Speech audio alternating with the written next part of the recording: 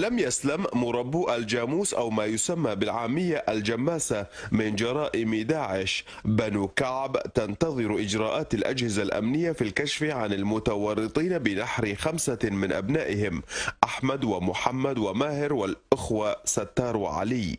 اليوم الحادث كبير ومصاب كبير على قبيلة بني كعب.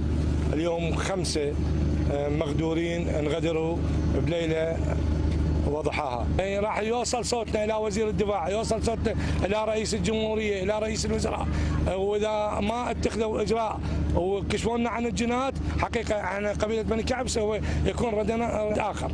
قطعان ترعى بالقرب من كركوك ويتناوب على حراستها شباب القبيلة الذين اصطفوا في مجلس عزاء اختلط فيه مشاعر الحزن والغضب لصور بشعة استيقظ عليها أبناء قبيلة لم تؤذي أحدا حتى الآن.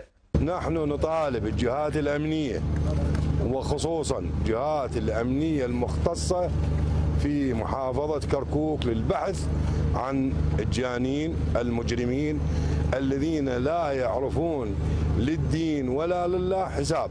رحت عليهم أنا لقيتهم كلهم. كم واحد؟ 5 لقيت يعني المظهر 4 منعتهم نحر.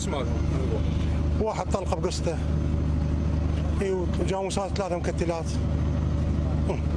خبرت الشرطة. داعش وباء، كلما اطمأن الناس لزواله ظهر وفتك بهم من جديد. للشرقية نيوز تل الأغا، كركوك.